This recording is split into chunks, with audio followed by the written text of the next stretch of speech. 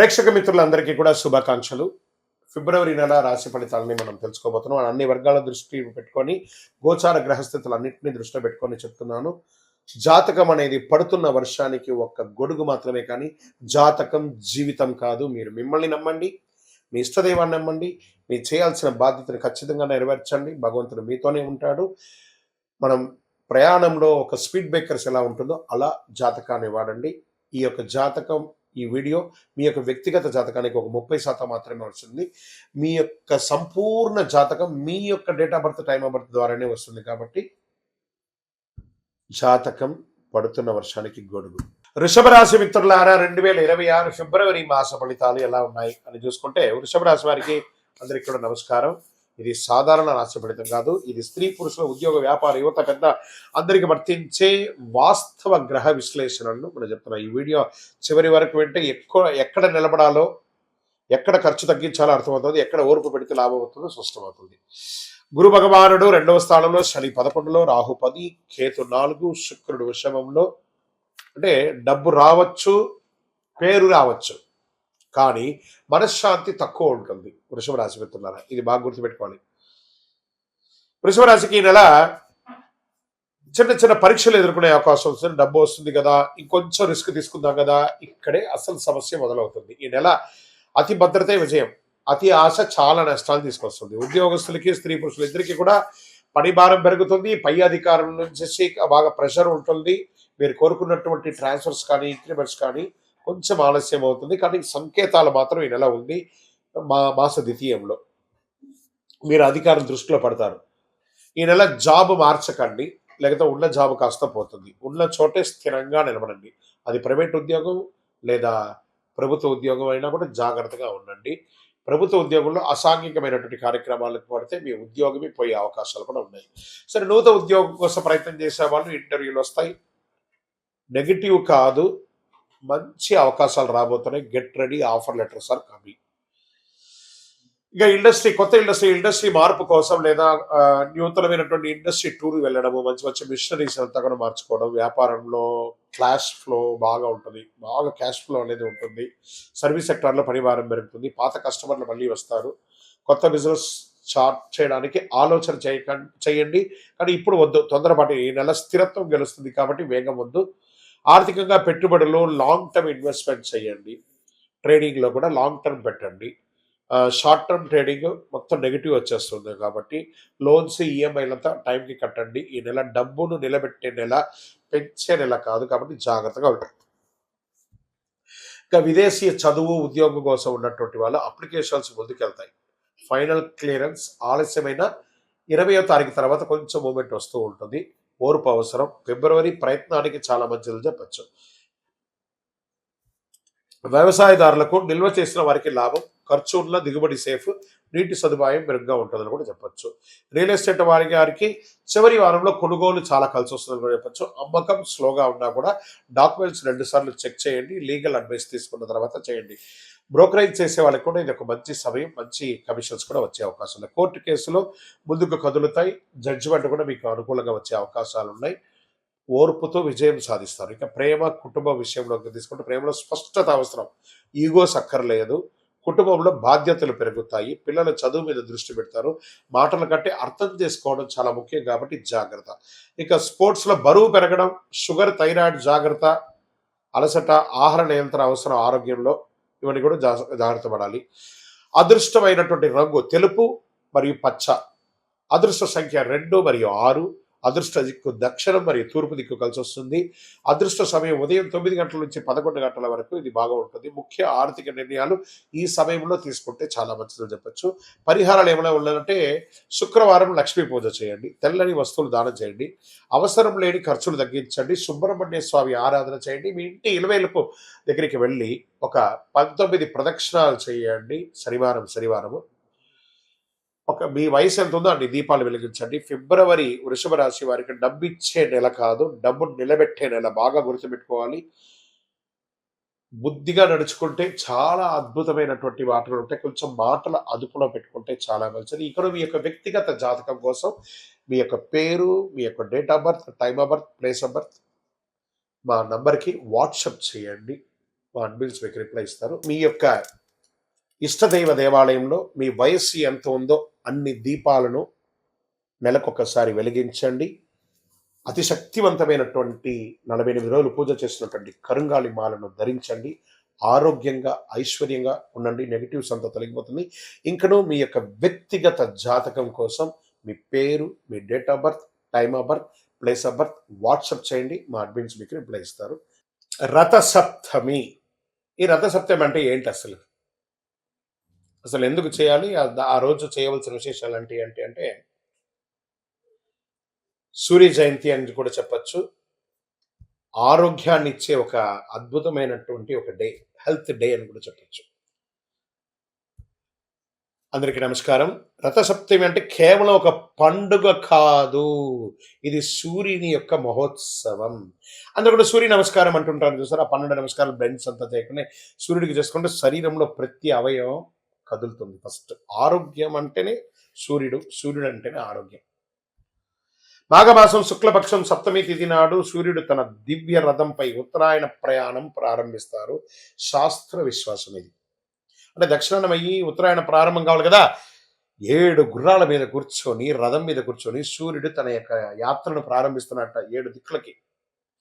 అంటే అందరూ ఆరోగ్యంగా ఉండాలని ఆయన ప్రారంభించేశారు. అందుకని దీన్ని సూర్య జయంతి అని కూడా అంటారు. సూర్యుని రథానికి 7 గుర్రాలు, ఇవి 7 వర్ణాలు, 7 రోజులు, 7 శక్తులు సూచిక. ఈరోజు చేసిన సూర్యారాధన వల్ల ఆరోగ్యం, శక్తి, తేజస్సు, దీర్ఘాయుస్సు లభిస్తాయని శాస్త్రోక్తి. చేస్తే మంచిది కదా. అర్క స్నానం, ఈ జిల్లేడాకు ఉంటుంది కదా, జిల్లేడాకుని నెత్తి మీద పెట్టుకొని తల ముందు నువ్వుల నూనెతో చక్కగా శరీరంతో అభ్యంగన చేసి సూర్యుడు ఉదయించగానే లేచి వారికి నమస్కారం చేసి ఆ జిల్లేడాకు పెట్టి మంచి వేడి నీళ్లతో స్నానం చేసి అది పడుతుండగా ఆ ఆకుని కింద పడేయకుండా చేయాలి స్నానం. అదే నీళ్ళ యొక్క ఫోర్స్తో పడిపోవాలి. పెట్టుకోవడం మాత్రం మన బాధ్యత. అది జిల్లేడాక అంటే అవును, అక్కడే శ్వేతార్క మూల నివాసాయ. ఆయన శ్వేతార్కం అంటే ఆయనకి చాలా ఇష్టం, తెల్లటి జిల్లేడు అంటే. ఆ అర్కం ఎలా పెట్టుకోవాలి?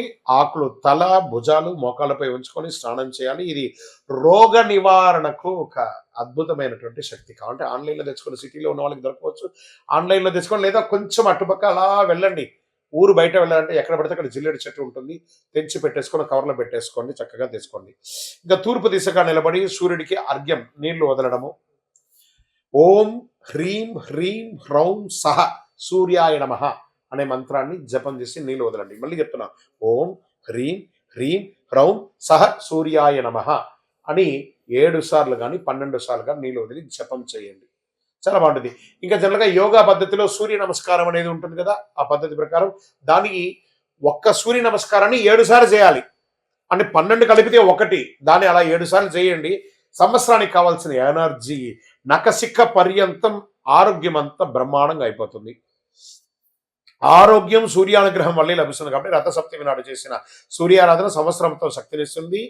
అద్భుతమైనటువంటి విశేషాలను పొందుతా. ఈరోజు ఏం చేయాలి? ఉదయం లేవగానే అద్భుతంగా పెద్దవాళ్ళకి నమస్కారం చేయాలి.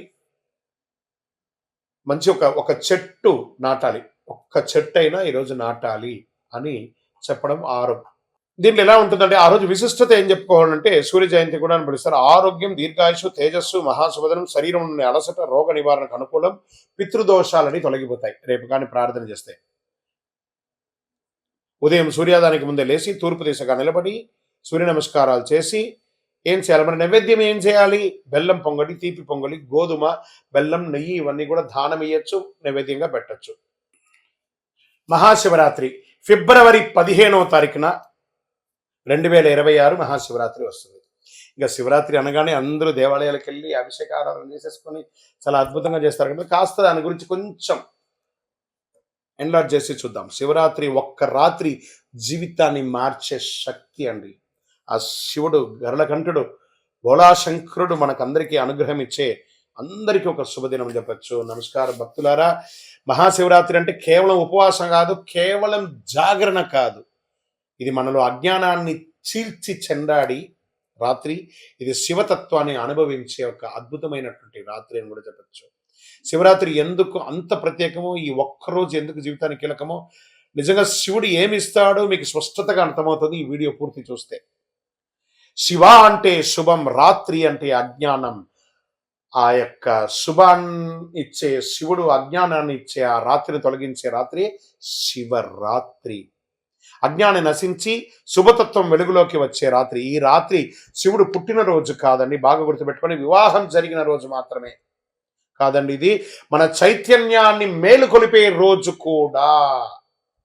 ఈ రాత్రి ఎందుకు అంత శక్తివంతమైనదంటే, పురాణాల ప్రకారం మహాశివరాత్రి నాడు భూమి, ఆకాశం, బ్రహ్మాండ శక్తులు ఒకే లయలో ఉంటాయి. మన శరీరంలో శక్తి సహజంగా పైకి ప్రయాణిస్తాయి. అందుకే ధ్యానం సులభం, మంత్ర జపం ప్రభావవంతంగా ఉంటుంది, మనసు నిశ్శబ్దంగా ఉంటుంది. ఇది భక్తి కాదు, శరీరం మనసు యొక్క శాస్త్రం అని కూడా చెప్పచ్చు. శివలింగం రాయి కాదు, దీని గురించి తెలుసుకోవాలి అందరూ కూడా. అది ఆకారం లేని పరమతత్వానికి చిహ్నం, సృష్టికి మొదలు, అనంతం లేని ఒక తత్వం అని కూడా చెప్పచ్చు. అభిషేకం చేయడం అంటే ఏంటిది? నీటితో మన అహంకారాన్ని కడగడము, పాలతో మన కోపాన్ని చల్లార్చడము, బిల్వపత్రంతో మన కోరికలను అర్పించడము. అందుకే శివుడు కోరేది వస్తువులు కాదు, మార్పు. ఓం నమ శివాయ అనే ఒక మంత్రాన్ని, పంచాక్షరి మంత్రాన్ని ఎంత వీలుంటే అంత జపం చేయండి, అంత బాగుంటుంది. ఇంకా ఉపవాసం ఎందుకు చేస్తారు? మీ యొక్క జీర్ణక్రియలన్నీ కూడా అద్భుతంగా క్లెన్స్ అవుతుంది, శరీరాన్ని తేలిక చేస్తుంది, ఆలోచనలు శుద్ధి చేస్తుంది, ఆత్మబలాన్ని పెంచుతుంది. అందుకే ఈరోజు ఉపవాసానికి ప్రత్యేక శక్తి ఉంది. ఉపవాసం అంటే నేను ఉపవాసం అని చెప్పి బాదం పాలు 1 లీటర్ తాగడం, రకరకాల పండ్లు తినడం కాదు. ఉపవసించడం, స్వామివారి నామస్మరణతో భగవంతుడికి దగ్గరగా వసిస్తూ ఓం నమ శివాయ, ఓం నమ శివాయ, ఓం నమ శివాయ. ధనుర్మాసంలో వైకుంఠ ఏకాదశి గాను, మాఘమాసంలో చక్కగా శివరాత్రి గాను 1 నెల రోజుల గ్యాప్లో 2 ఉపవాసాలు ఉండడం వల్ల ఆరోగ్యం, ఎప్పుడైతే ఆహారం పడదో శరీరానికి, ఆటోమేటిక్గా ఆరోగ్యం అనేది క్లెన్స్ అవుతుంది, ఒక ఓవర్ ఆయిల్ లాగా అయిపోతుంది, ఆత్మబలాన్ని పెంచుతుంది. జాగరణ ఎందుకు చేయాలి మరి? శివరాత్రి జాగరణ అంటే నిద్ర లేకపోవడం కాదు, అవగాహనతో ఉండడము. నిద్ర అజ్ఞానం, జాగరణ జ్ఞానం అన్నారు. అందుకే ఈ ఒక్క రాత్రి జాగరణ జీవితంలో ఎన్నో తప్పుల నుంచి కాపాడుతుంది, జాగరణ ఉంది. ఎవరు శివరాత్రి పూజ చేయాలి? ఉద్యోగ సమస్యలు ఉన్నవారు, ఆరోగ్య సమస్యలు ఉన్నారు, మానసిక ఒత్తిడి ఉన్నారు, కుటుంబ కలహాలు ఉన్నవారు శివుడి సమస్యలతో తీసుకోపోడండి, సమస్యను ఎదుర్కొనే శక్తిని ఇస్తాడు, గుర్తుపెట్టుకోండి. అది శివరాత్రి రోజు చేయండి, ఇదే శివకృప. శివరాత్రి రోజు ఏం చేయాలి? సాధ్యమైనంత వరకు ఉపవాసం ఉండాలి, శివనామస్మరణ చేయాలి, బిల్వపత్రార్చన చేయాలి, కొద్దిసేపు మౌనం ఉండాలి, రాత్రి ధ్యానం లేదా మంచి కథ, శివకథ వినండి చక్కగా. అందుకని సినిమాలకు వెళ్ళి టైం పాస్ చేయడం కాదు. భయం అవసరం లేదు, ఖరీదైన పూజ అక్కర్లేదు, భక్తి అవగాహన చాలండి. ఎవ్వరు చెప్పిన శివరాత్రి నిజం, ఇది గుర్తుపెట్టుకొని. శివుడు కోరికలు తీరుస్తాడు అనుకుంటే అది భక్తి, శివుడు మనల్ని మారుస్తాడు అనుకుంటే అది జ్ఞానం. మహాశివరాత్రి కోరికల పండగ కాదు, చైతన్య పండగ. మహాశివరాత్రి మీ జీవితంలో శాంతి, స్థిరత్వం, శివతత్వం ప్రసాదించాలని ఓం నమ శివాయ. అందరూ ఆయురారోగ్య ఐశ్వర్య భోగభాగ్యాలతో ఉండాలని అఖిలాండ కోటి బ్రహ్మాండ నాయకుడు ఆ యొక్క కైలాసనాథుని ప్రార్థన చేసుకుంటున్నాం. ఓం నమ శివాయ, ఓం నమ శివాయ, ఓం నమ శివాయ.